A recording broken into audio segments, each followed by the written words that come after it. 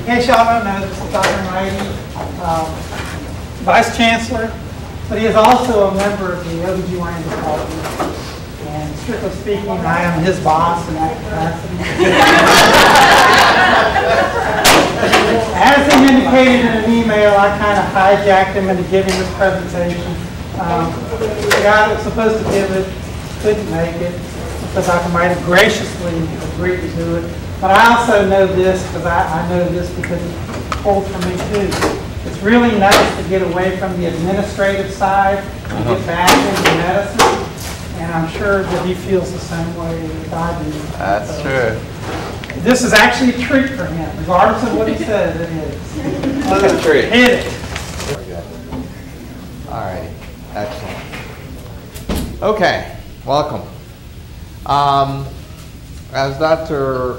Groom said, I am a member of the department, and he is my boss. I had the same arrangement when I was at the University of Maryland as chairman of the department with the dean of the School of Medicine. No dean can be a dean of the School of Medicine at Maryland without being a part of a department. And it turned out that when I had my turn, that the dean of the School of Medicine was also an obstetrician gynecologist, and so he worked for me and I worked for him. And we used to have our disagreements. It just mattered who got to their pen first. You know, as if I dismissed him from the department, he couldn't be dean, so he couldn't fire me. So it was one of those mutual respect type of things that works. What I'm going to do a little bit today is a little bit of science and a little bit of sociology, if you would, because I think the topic, as I go through, you'll find that it's somewhat, at least I think it's an intriguing topic, and it leads me back to the fact that obstetricians are the most important physicians in the world, okay? It's kind of like when you go to a school, you say, this is my school, and you root for it. Not LSU these days, but obstetricians are the most important physicians in the planet, really. Okay, and at the end of this talk, I want you to kind of convince you that that is true, okay? Because you impact the one thing that, as obstetricians, you impact the one thing that we all need, and that is the species. All right, when someone said to me way back when, why are you going to obstetrics? I said it had surgery, it had medicine, and it was always at the very beginning of decisions that are made about life. Okay, so folks way smarter than I have gone a little bit further and now shows us that it's really at the root of the things that are to come. So the challenge that we face today is a huge one. As science and technology advances, we have an opportunity to make decisions not only about what we do post-birth, but what happens in the intrapartum period. And I'm going to suggest that we have a chance to make decisions about what's going to happen even before that. Okay? If you look at the current pregnancy or the current birth rate in and around the nation, if not the world, but certainly around the nation, at the rate of having just slightly more than one child per woman, we essentially have a flat birth rate. Right? So we're kind of flattening out the population more or less. Okay, there's small growths here, but not enough to shake a stick at. We also in the U.S. spend more money than most countries have in their entire budget on health care. What we don't do is get good outcomes on that health care. So from a social perspective, socioeconomic perspective, if you look at our rankings across the board, we're about 34th in the world in life expectancy, despite all the monies that we spend, and 39th in infant mortality. And most people will tell you that you judge the health of a nation by judging the health of their children, so to speak, and about 43rd for adult female mortality. Okay? None of those numbers are in the top 10. None of them get a good ranking, none of them get a good rating for all the efforts that we make on behalf of health, so to speak. I was going to submit to you that a part of the reason for that is that we all, sort of as physicians, are trained predominantly on dealing with disease and disease states. We're really not so much trained on prevention, but really trained on looking at things after they happen, not before they happen. Pregnancy, however, is not a disease. Now, despite what we'd like to think, despite we think we're all really good experts and that MFMs are, you know, the superior species in obstetrics, cab drivers can do what we do and oftentimes do what we do regardless of us, okay? We just think that we're necessary. In fact, if nature had not built in the entire mechanism for the birth cycle, all without intervention, we basically, none of us would be here, right? Pregnant woman, you get pregnant, you go through the cycle, you give birth. Painful as it is, the forces are all lined up before we get there. It's all about the physiology. Okay, before obstetricians came along, women never really used to lay down on their back, work against gravity to push a baby out. Okay, the most obvious thing to do when you get hit with a belly pain is what do you do? Yeah? Yeah, you're right. Go ahead. You grab your stomach and you, exactly. And when you squat, we like to give it a fancy term. We call it the McRoberts maneuver.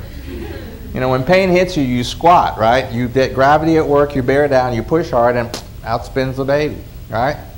Oxygen hits the cord, stops pulsating, placenta comes out, stops bleeding, everybody goes home happy, and you know what? There's no obstetrician involved in that. So I'd like to say that we really are the most fantastic group in the world because we've fooled everybody into thinking we're needed. Okay? So that's how we become fantastic. However, pregnancy truly is not a disease, and the things that we do or the way that we take care of our patients will impact ultimately the outcomes that we see. So what I want to think about a little bit is the term prenatal care. We do a lot of, you know, a couple weeks ago we were up and we were talking about premature birth and prenatal care and getting people into care early and 17-hydroxyprogesterone and all those good things. But we really need to think through what we're talking about when we talk about prenatal care and when does prenatal care really begin. So I'd submit to you that a shift in our thought should be along the lines that the health of infants, and I truly mean the health of, notwithstanding just pure genetics, but the health of infants are determined before conception, okay? And as care providers, we need to pay attention to that period before conception and the period after conception, okay?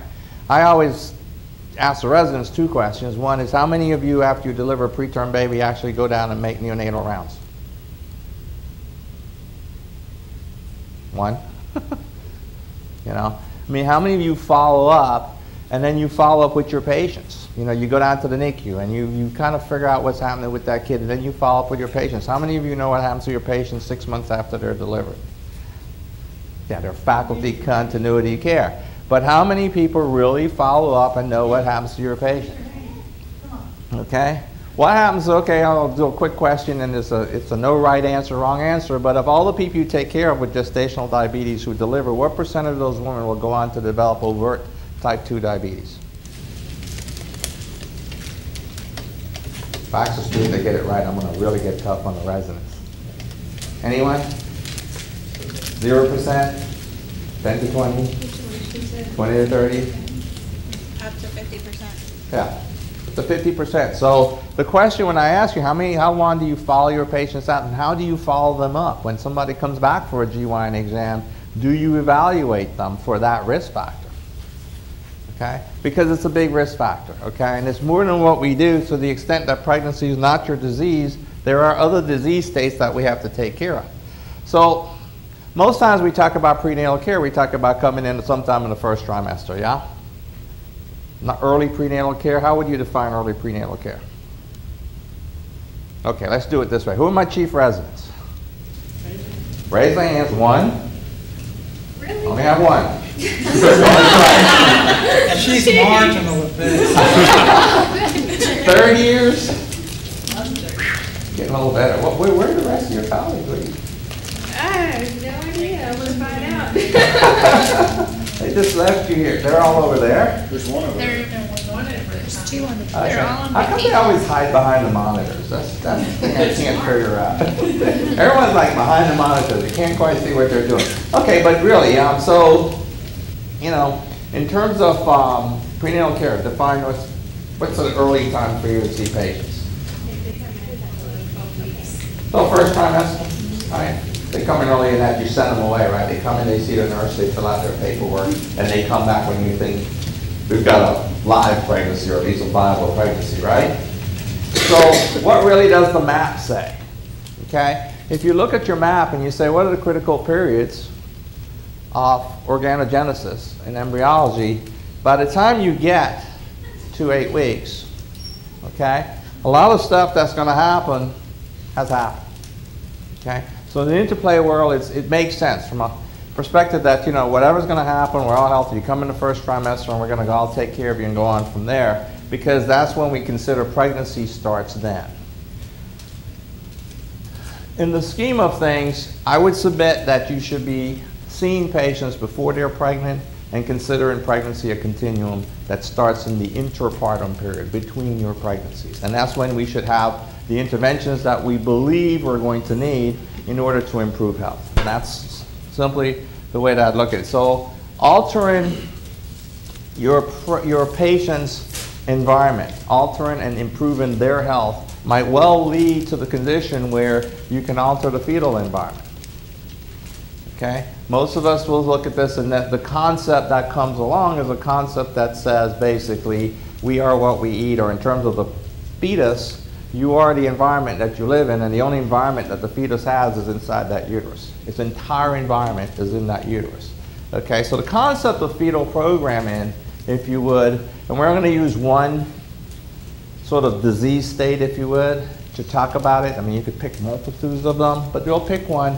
It's the concept that the environment that fetus is exposed to determines the environment post-birth. Simple concept, right? So whatever potato chips you're eating, the things you drink, you know, whatever you've been exposed to beforehand that's in that environment before the pregnancy goes further to determine the end result and actually programs that fetus. So it's a combination, if you would, of genetics, okay, and environment. For us, it's the same thing, right? Post-birth, it's a combination of kids who get asthma, you might be genetically predisposed, and then we expose you to smoke, or we expose you to pollen, or we expose you to something. So predisposition of your genetic makeup plus your environment. But for the fetus, it's got both rolled into one place.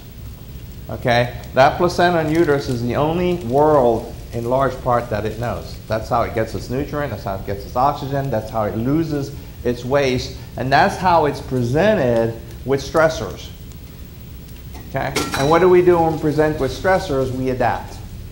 And so the fetus adapts. To the extent that it can, it's going to adapt to an environment. So let's see if I give a decent, reasonable example using diabetes. We all treat diabetes, right? So I picked gestational diabetes as one thing.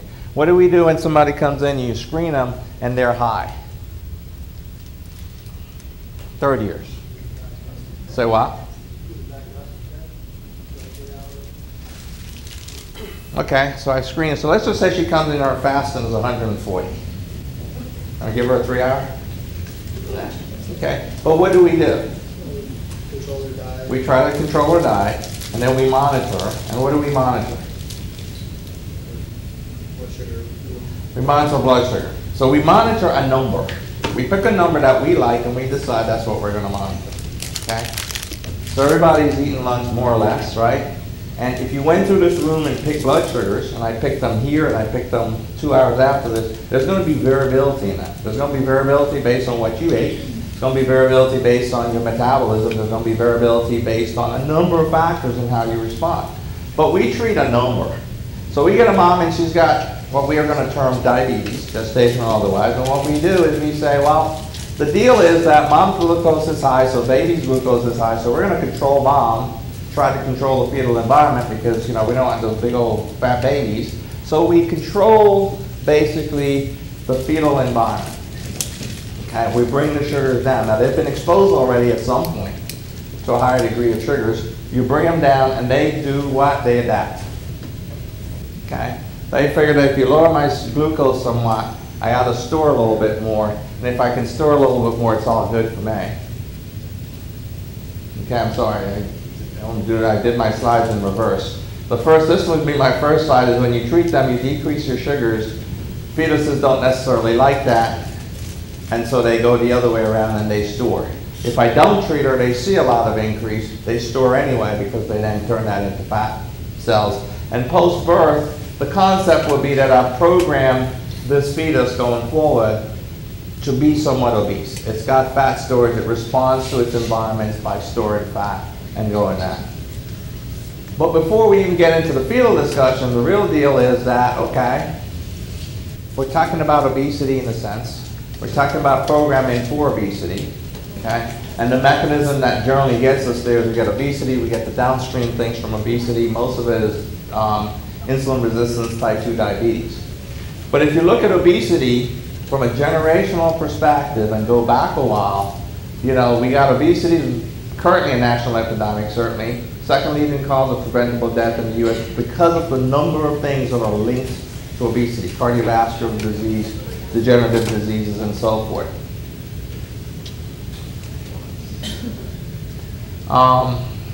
If you consider the adipose tissue as a living cell and a mechanism, an organ in and of itself, you basically would say that obesity could be considered a disease. It's a disease of excessive accumulation of adipose tissue, which in and of itself has physiologic and metabolic effects. It's not just fat, okay?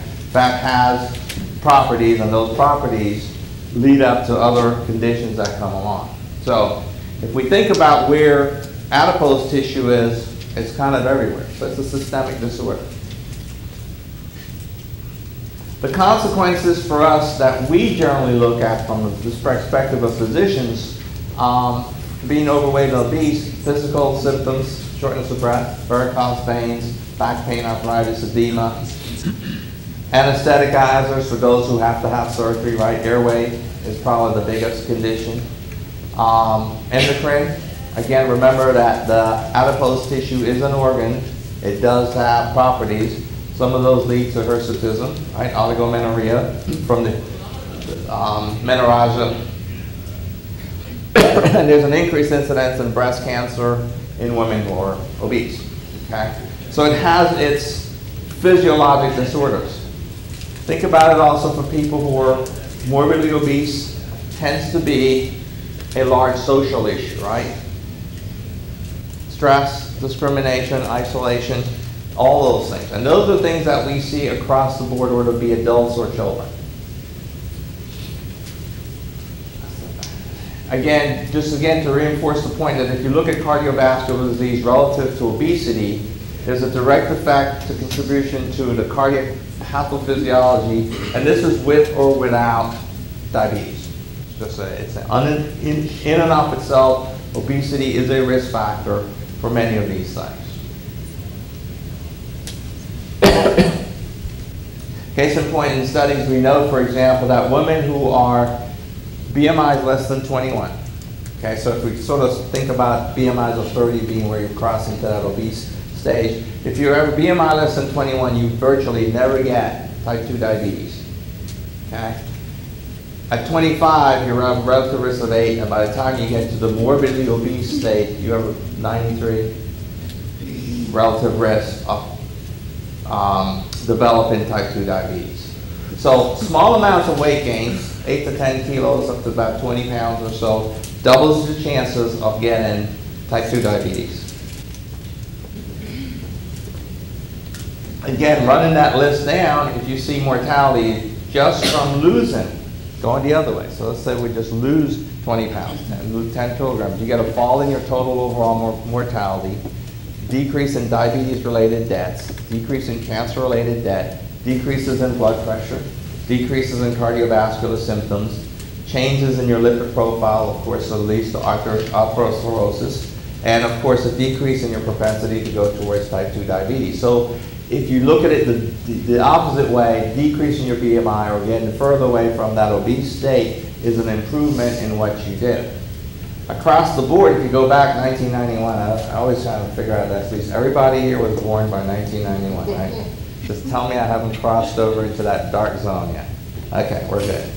So back in 1991, 1990, 4 out of 45 states, okay, would have met the criteria to say that they had obesity at a prevalence rate of 15 to 19%. Very few states. By 2000, 10 years later, all 50 states had prevalence rates greater than 15%, And I will tell you that between 2000 and 2014, we haven't gotten better, we've gotten a little bit worse. Okay? Now we're starting to think about not just who is pre-obese, you know, mildly obese, morbidly obese. All you're doing is shifting those categories.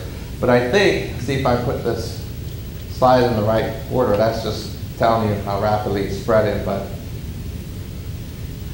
if you look at what's happened, is not just that as a society we're becoming obese and we say, hey, adults are obese. What's happened is we're spreading down the scale, right? So where we had 4 out of 45 and now we have 50 out of 50, the next magnitude is that we have 50 out of 50 states where adults are obese. Now what we're saying, of course, is that we have 50 out of 50 states where children are becoming obese, and it's a rising condition. In terms of pregnancy itself, more than half of all women of childbearing age are going to be overweight or obese. Okay? And that 1 in 3 are obese at the time they become pregnant. 1 in 3, 30%. Okay? You've got a couple ways to get there by definition. Now I'm going to say by definition because if we use BMI as the way we define our, and I'm going to throw that up in a second, you can start by saying you have gestational obesity, pre-gestational obesity, and excessive weight gain. Any one of those things will push you across a BMI number, right? So you have a couple ways of getting there. So gestational is normal weight gain of pregnancy, gets you over to the BMI depending on where you started. Pre-gestational, you start at 30 and you simply go over that. And that's the largest contributor to obesity in pregnancy, right? We're talking about a third of people coming in already there. And then of course excessive weight gain, which then takes you from a normal state into what could be considered an obese state. As always, there's some breakdown by ethnicity in terms of what you see. It's going to be more prevalent in the non-Hispanic black women than in Mexican American, than in non-Hispanic whites. Okay, so you can sort of just tear it down and see who is most at risk. Going back to the concept that, again, obesity in and of itself, or pregnancy and excessive weight gain, behaves somewhat like the metabolic syndrome. It has components of metabolic dysfunction. Thank you. Okay, anybody needs more lunch? Go for it. All right, so what you see is that in pregnancy, for example, you have glucose intolerance, essentially weight gain, and if you weight gain enough, you get into the obese category, increased insulin resistance, hypertension, elevated cholesterol and triglycerides. So kind of the metabolic syndrome all packaged up. Okay, and again, for the metabolic syndrome, if you remember, it's basically lipid accumulation with dysregulation of the adipose cytokinin function, insulin resistance, getting hyperlipidemia, glucose intolerance, hypertension, and then the downstream effects from these on a chronic state. We talked about BMI, just to kind of recap for the students who are here. Again, BMI, if you remember, is a weight to height ratio. It's a, let's say it's a way up. It's an inference about obesity. It does not hold all the time. In fact, when you go into children, this doesn't hold very well in children that we know. Again, if you're going to use these things, you got to standardize it for age and gender, because it's going to be different in that population than we're going to see in adults. Okay, but a normal BMI is for less than 25, between less than 30 you're overweight, and then obese starts around BMIs of 30. Okay, and when you get up above 35, you're really getting into sort of the morbid obese category. So you can use a chart which is easily accessible to figure out height to weight ratios to figure out what the BMI is. Or technically, if you sort of do this chart, you would think that when you get to this level and above, you're sitting in that obese category. Okay. So in general, we look at chubby babies and we go, do chubby babies become chubby adults? Not necessarily, right? Not every chubby baby becomes a chubby adult. That's just the thing. However, if you go back and think a moment about programming, you can say that, you know, with time, we're creating a cycle in which we're programming the next generation to be obese from a fetal maternal perspective.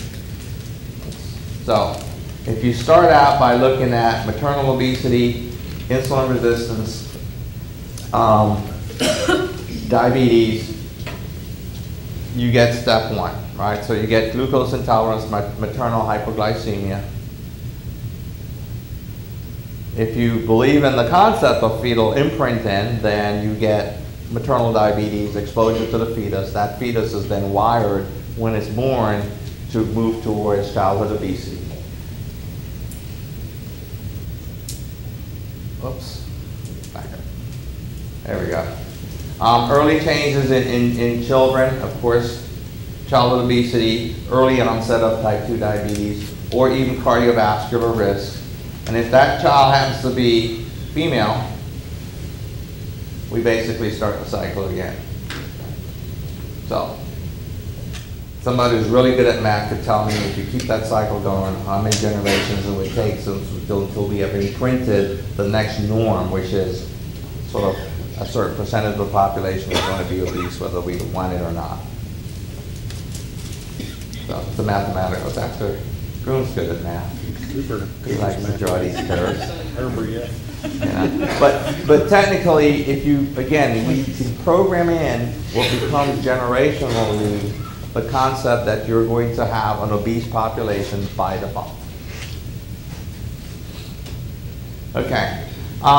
Just really quickly, I think these statistics are a little bit important for us, and why I ask about do you follow up with, this is sort of the social part, the sociology portion of the talk, which is, it's important when you think about your generation and what follows that we understand what we're creating. The impact on folks who are older, is that they get old and they die. Okay, that's the impact. The impact on your generation that starts with these children is profound. Okay, so 60% of obese children age 5 to 10 had at least one cardiovascular disease month. So we're starting age 5 to 10. And what's your average life expectancy today in adults? Yeah, pick a number north of 70, and women pick a number north of 80. It's 5 to 10 years, okay? And they're developing your markers. And your risk factors, generally, if you measure them, you're looking at cholesterol, triglyceride, insulin, in terms of insulin resistance, blood pressure. 25% of these kids will have 2 or more cardiovascular risk factors. And you're looking again at an age prior to 10, okay? It has, in fact, become the most common chronic illness of children and adolescents. Because of that, again, if you start that early and you don't fix that disorder, it would, again, by inference, say that unless we have some other miracle in our back pocket, our children who fall into this category are going to be expected to have a lower life expectancy than current adults today. So I think it's a really huge social issue, okay? 50% of all children will be pre-obese. That's kind of holding up. I think it's just a little bit less than that. And 30% of all children who are obese will be obese by 2030 if, again, the rise continues. We started out with numbers that were way, in terms of prevalence, you're talking about prevalences of 4 to 5% back in 1991. It's up to about 16% by the time you got to 2001. And again, it's continuing to grow, okay? Most overweight, again, who are in that category? Well, we went back and can almost kind of match this up to what we talked about in pregnancy. Who is in that category? African American, particularly women. Mexican American or Hispanic, particularly boys. So 80% of children are overweight between age 10 and 15. We're going to be obese by the time they were adults, 25. We have health consequences for that, right? And when you're a child, you also have a huge, huge social consequence, right? So everything, diabetes, hypertension, heart disease, sleep disorders, muscle and bone disorders, changes in physiologic markers, depression, okay? Again, children who tend to be obese tend to be marginalized in a large way, okay? Unless you have to be 6'4" and a football team wants you to play. But even those kids, if you follow what happens to a lot of football players, you've seen a few of them, they collapse and they die on the field. But when you're 340 to 360 pounds and you make a good guard and then you stop playing football, it doesn't work so well, okay? But we encourage people to beef it up because that's how you get to be a good linebacker. And we don't start it in the pros, we start it in high school, right? You want a college scholarship, you're gonna go, you gotta be a good tackle, you gotta be a good guard, you gotta be a big, strong guy. Okay? The only people who get away with this are the kickers. They're the little guys. All right, the impact, that's social impact, the impact financially on the country, huge. Annual cost for obesity, 100 billion. Look at childhood obesity, about 11 billion for children. This is just looking at how much each sector pays. This is your commercial sector is about 11 billion, about 3 billion for those with Medicaid. Huge cost, huge cost. So it goes back to how much money we're putting into the system, and we're not having any impact on the other end. We spend a lot of money on treating disease, okay? Not nearly as much yet on prevention, but again, I'd go back and say a lot of what we do in prevention starts before, you know, I don't want to start tracking down diabetes out there when I could start tracking it down in pregnancy, pre-pregnancy, right? That's who's going to shape the future of your species is going to be women. Bottom line. Sorry, guys. It's just true. So when we look at root causes, we often know, you know, what do we talk about? Eating healthy, right? After we all had the potato chips. And the cookies, sorry. And leave the cookies out. Nutritional choices. Increase in your activity, right? We talked about getting up and jumping around. But here's a component that I think we need to, as obstetrician gynecologists, understand and pay attention to. It's the genetic metabolic component that's programmed in prior to birth. Okay. I already told you that statistics, 15% in that one. So bottom line for this, more than half of all childbearing women are going to be obese. Bottom line. So if you're going to break the cycle, we have to think along lines of, you're going to have to break it between pregnancy. It has to be sustained. Okay? It's not just one woman at a time, it's one woman at a time forever. And that's why I asked about linking to your population. The most teachable population there is either a woman who's planning on becoming pregnant or one that is pregnant. Okay? I've taken care of lots, and so Dr. Groom, you take care of lots of people with type 1 diabetes, and I'm a big fan of insulin pumps. I used to almost break people's arms to put them on the pump. I got so terrible about putting people on the pumps, the nurses used to talk about me, because I had an insulin pump in the office on loan, and I'd sit in there and I'd roll up the little corner of my fatty, and I'd take that needle and I'd stick it in and I'd turn the saline on, just to convince people they wouldn't die from the pump. It was really a good thing, and that they can manage their lives better if they're on insulin pumps. But when I look at what hemoglobin A1C values I could get, I got better, more consistent hemoglobin A1C values out of pregnant women than any other population. Then they deliver and they come back, and somewhere between month 3 and 6, because I would follow them out for quite a while, hemoglobin A1Cs were back up. Okay? But that's your teachable moment. It's going to be that population that is planning a pregnancy or is pregnant, and you have to be consistent with it. We have to do that little piece that nobody in obstetrics and gynecology wants to do, which is primary care. And everybody wants to be on the robot.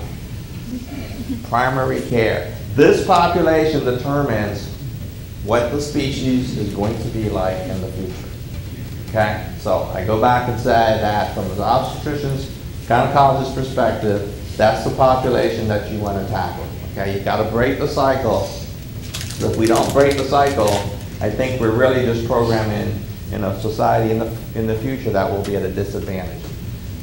So again, because I use obesity, and obesity is tied to type 2 diabetes, we use that as a model. I can use different types of models, but we'll use that one as a model that says basically if you're going to do anything, it's going to be strongly towards preventing diabetes, which means controlling weight gain, invoking exercise, optimizes weight gain in pregnancy, and so forth. Okay, our standard of practices is, I put the slide up just to remind us that we're ever changing and ever learning, right? This used to be the IOM guidelines. It's the one I grew up with. Was, you know, if you're obese, you don't want to gain more than 15 plus pounds, and if you're normal, gain 25 to 30. And then the reason that we read and we actually do a lot of the journal clubs, again, this is more for the residents than not, is because things change. So if you looked at what happened over time, we began to change, and now we have lower standards for weight gain. In fact, I think it's fine if you're a pregnant patient who is obese, especially morbidly obese, gains no weight. It's not necessarily a bad thing. But understanding that as obstetrician gynecologists, we are not just about catching that baby or the robot, but really your impact health and your impact on the health of the entire society for the future, I think it's a very important thing for us to look at and get a handle on. All right, so that's my spiel for now. And if you got any questions? No questions. Dr. Good didn't teach you well. Here's the way this works. See, when the speaker finishes early like me, and you have no questions, I get to ask questions. Ooh, go ahead, I'm sorry. My question wasn't necessarily about fetal imprinting, but more the infant mortality rate. The countries that are doing it so much better than us, is there an obesity problem there? Is there, I mean, do we know why they're so much better than us?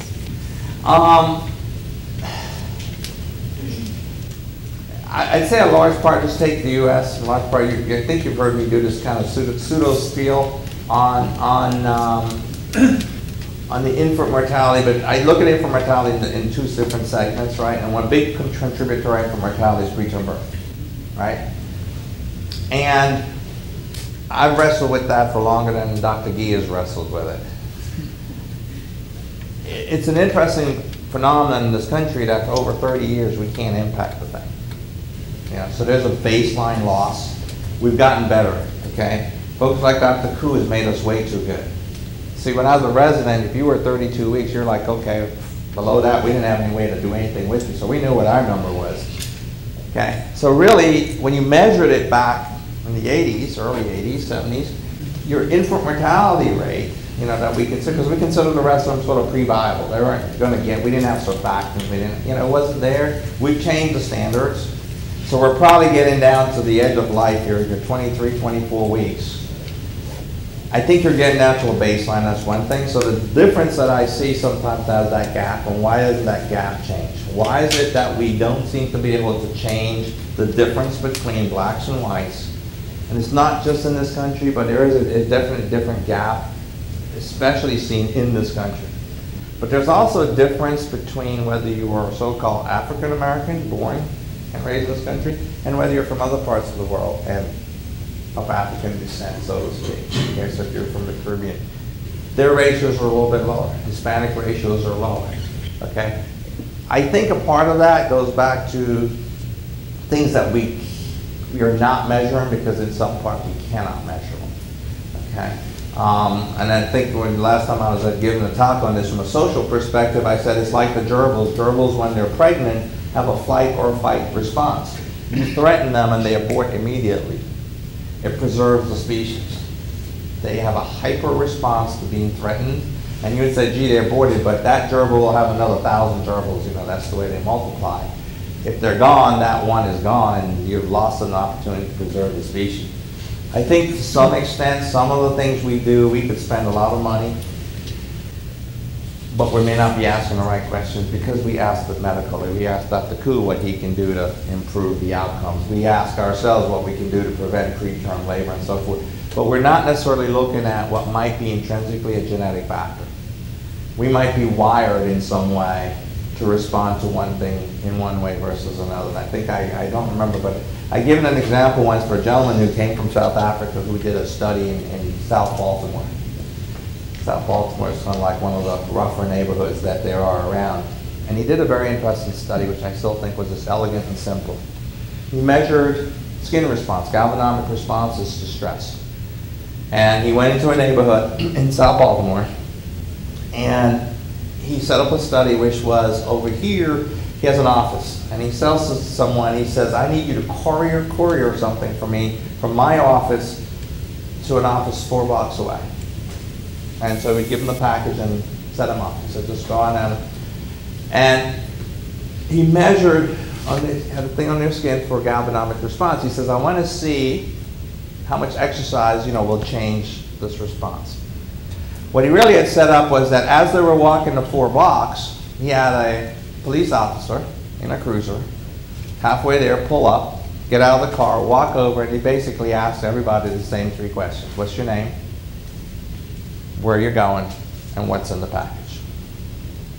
3 questions. And then the officer would say, okay, and leave. And what he measured was response over time. And what he found was in folks who were Caucasian, who were white, they had a response. They would spike, they would go along, but within 2 hours, they would return to normal. And people who were black, they would spike, they would stay up, they would stay up, they would stay up, and on average, 4 to 6 hours later, we're just starting to come down. No threat, no presence, no nothing, but you had a response to a stimulus that was hyper. If we think about that same response, or if you have intrinsic underlying stressors for women, when you become pregnant and you think of catecholamine releases, you think of all the things that we do when you come in with high stress, none of which are necessarily good for pregnancy. Okay. So we're not hitting on the things that really, I think, can prevent preterm birth in the way that we view it, because we view it as a medical, there has to be an underlying thing that we can fix to make it happen, and I don't believe there is. I think that we can get to a certain point. You know, 17-hydroxy doesn't prevent it. You know, we're given 17-hydroxy, well, we're treating people with progesterone back in the day when I was a resident, we gave it for everybody with fibroids. It was a muscle relaxant for the uterus. If you had fibroids, you came in, you used to get shot up every week. Before we discovered it, hallelujah, it's great for preterm. I mean, it got poo-pooed and run down over listen because we couldn't prove, you know, with fibroids it made any difference. So somebody came back, tried it again, and NIH said, wow, that works really well. When you look at the large scale, we only really prevent a small percentage of preterm birth, especially if you still think that it's not 100% of women who deliver prematurely before who are going to deliver prematurely again. We're giving a lot of hydroxyprogesterone to a lot of women for a small impact, but it's all we got left. You know, we're trying to move that bar 1 percentage point if we can, right? So I think that we're treating what we know how to treat. I don't think we're necessarily asking the right question. But it'll be a good study. If any resident wants to do this, it requires a multi-center trial, but if you did a multi-center trial, took women who had prior preterm birth, and you wanted to see or not whether it was an internal factor, you'd randomize them to those who like really chilled out, whether it be acupressure, hypnosis, whatever, okay, versus those that you would let take their normal course, and see if you could influence an internal response. I went to the calculation, I forgot how much it was to get any power in the study, and it was like, okay, I need about 20 hospitals, you know, each doing at least 10,000 births to capture that 1 percentage point. It was just something that I think we can't prove. I'm not sure we're asking the right questions. So, someone else had a question.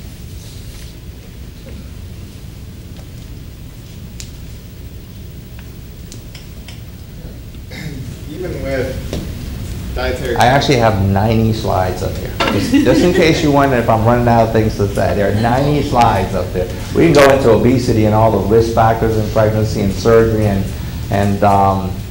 bariatric surgery and the whole 9 yards. Go ahead. And with obesity and preconceptual counseling, even with adding things like dietary counseling, exercise programs that maybe help covered by Medicaid, Medicare, and insurance companies, do you think that's still going to be a big enough impact on a societal problem to make a difference, even in over the next 20 years? I think you have to sort of ask yourself how we got here. We didn't get here. When you go back, 1991 is not when it started. It started way back, but it's just that it's grown, and it's grown for a number of factors to which, from a society perspective, we contribute, okay? The pictures that I'm showing you without once ever saying it, was almost subliminal, right? So that big old mug that's full of Coke, okay? I don't know if you couldn't read the caption on that thing. It says, "Don't supersize him." Okay, it's a wonderful McDonald's phrase. But nutrition is at the root of it in some extent. So is nutrition and there's exercise. As a society, we become industrialized. Okay, you're industrialized. You don't, you know, everything. How many people can recite 10 phone numbers for me right now? You could? Out of your cell phones, if I gave you a name, you can just go without your cell phone, pick it up and just do it. Yeah, those are the 10 that you can recite. You know, we've gotten so many more things that are done for you. Someone said today when I was coming over here, she says, "Do you have your thing to load your slides?"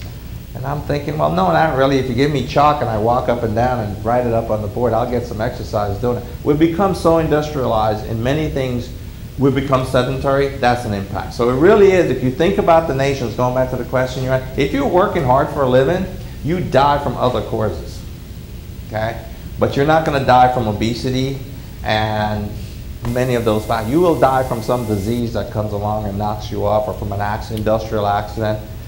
But you're not going to die from obesity and diabetes, except for those, type 1. But just in general, you won't. But we've so changed what we do.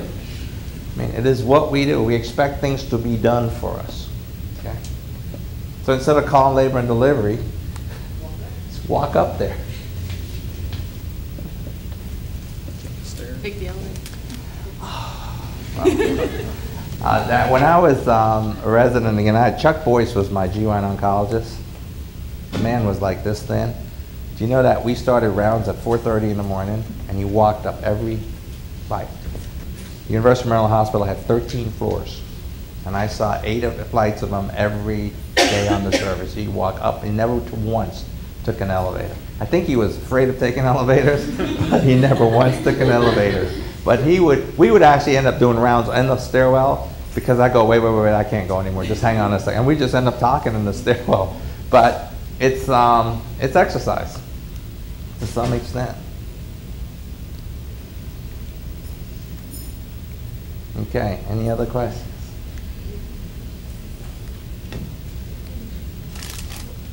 All right, we're good. Do you think there'll be a change with some? Dr. Cooper always has a question. Come on, you don't have to clap. I'm part of the family. I'm good. Do you think there'll be a change with like bariatric surgery, all these weight loss programs, medications? I mean, will that also influence? If I get them back to normal BMI prior to pregnancy, will the medicines they were on, the surgery they had, will that also influence that pregnancy? So there's 2 things we know about that. One is bariatric surgery works, okay? And when you decrease the BMI, you decrease insulin resistance, so you do change your environment pre-pregnancy. So you are actually making a change in the environment. Besides reducing risk factors for the woman, you do make a change in the environment. So we know that it works. We know that you can drop your BMI down, and we know that the pregnancy outcomes for these patients actually tend to be generally better as opposed to their counterpart who are still obese.